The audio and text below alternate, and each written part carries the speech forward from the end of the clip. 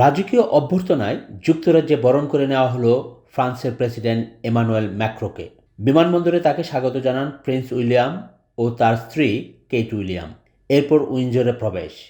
খোলা ঘোড়ার গাড়িতে চেপে রাজার সঙ্গে উইন্ডজর ক্যাসেলে পৌঁছেন ফ্রান্সের প্রেসিডেন্ট।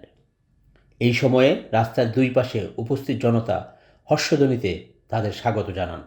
দিনের প্রথম ভাগে এই রাজকীয় অভ্যর্থনা শেষে প্রেসিডেন্ট এমানুয়েল ম্যাক্রো সফরসঙ্গীদের নিয়ে আসেন লন্ডনে। এই সময়ে তিনি ব্রিটিশ পার্লামেন্টে প্রদত্ত বক্তব্যে যুক্তরাজ্য ও ফ্রান্সের একযোগে কাজ করে যাওয়ার প্রতিশ্রুতি ব্যক্ত করেন। And we are faced with new threats, with aggressive nuclear powers, with sometimes hesitating alliances, and the return of major conflict on our continent.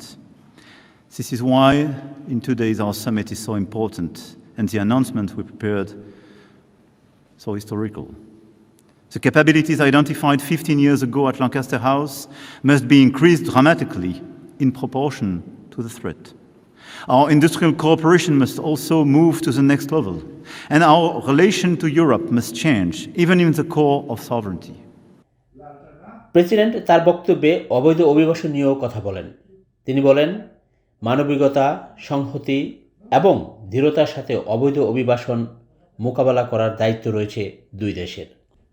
এদিকে বুধবার অনুষ্ঠিত হতে যাওয়া ম্যাক্রো এবং কিয়ার স্টারমারের দ্বিপাক্ষিক বৈঠকে অভিবাসন সমস্যা মোকাবেলায় একটি নতুন ওয়ান ইন ওয়ান আউট নীতিভিত্তিক চুক্তির পাশাপাশি যৌথ পারমাণবিক প্রকল্প এবং ইউক্রেন যুদ্ধ পরবর্তী সময়ে ইউরোপীয় শান্তিরক্ষী বাহিনী গঠনের পরিকল্পনাও আলোচনায় আসবে। বলা হচ্ছে, এই বৈঠকে ফ্রান্সের প্রেসিডেন্ট এমানুয়েল ম্যাক্রো যুক্তরাজ্যের প্রধানমন্ত্রী স্যার কিয়ার স্টারমারকে ফিলিস্তিনকে একটি স্বাধীন রাষ্ট্র হিসাবে স্বীকৃতি দেওয়ার জন্য জোরালো চাপ দিতে পারেন। Afzal Hossain, I media, London.